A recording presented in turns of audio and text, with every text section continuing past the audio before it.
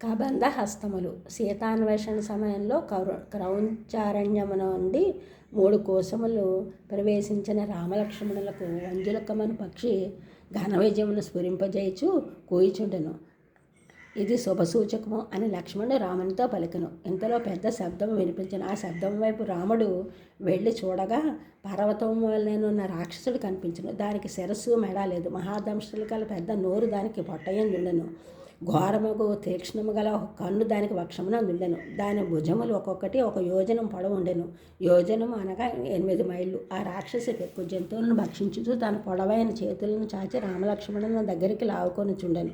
వాని బంధనమునకు చిక్కిన రాముడు ఎదనొందక లక్ష్మణుని విడిపించ ప్రయత్నం చేయగా, అన్నా, నన్ను ఈ రాక్షసికి బలి ఇచ్చి నీవు తప్పించుకొనుము.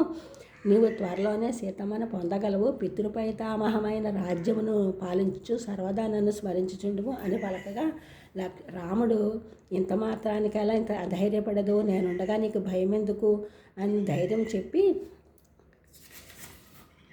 వారిట్లు మాట్లాడుకొనుచుండగా కబంధుడు మీరెవరో అని గద్దించి వారిని భక్షించడానికి పూనుకొనగా వెంటనే రాముడు దాని కుడి భుజమును, లక్ష్మణుడు దాని ఎడమ భుజమును ఖండించసాగాను.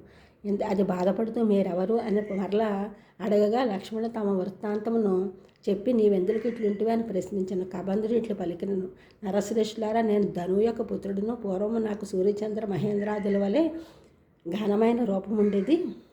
అయితే నేను అహంకారంతో రాక్షస రూపమును దాల్చి ఋషులను భయపెట్టుచుండగా స్థూల శిరుడు అనే ఋషి నీకే రూపమే స్థిరము గాకాన్ని సింపింపగా ఇట్లు ఉంటిని. ఆయన్ను విమోచనము అడవగా రాముడు నీ భుజములను ఖండించినప్పుడు విజనవనమున దహించినప్పుడు నీకు నీ స్వరూపం కలుగును అని శాపాంతరం అనుగ్రహించిన తర్వాత నేను బ్రహ్మ గురించి తపస్సు చేసి దీర్ఘాయువును పొందాను. నేను దీర్ఘాయువును పొంది ఇంద్రుడిపై యుద్ధము చేయగా నా అహంకారముతో ఉండగా అప్పుడు ఇంద్రుడు నా తలపై మోదెను. అందువలన నాకు ఈ రూపం కలిగాను. అప్పుడు ఇంద్రుడు బ్రహ్మ ఇచ్చిన వరము వ్యర్థము కాదు, నీకు దీర్ఘాయువు కలుగును అనగా, మరి నాకు ఆహారం ఎట్లు అని ఇంద్రుని అడగగా, ఇంద్రుడు నాకు ఈ యోజనయుతమైన బాహువులను కుక్షియందు తీక్ష్ణదంశము గల నోరును కలిగించను.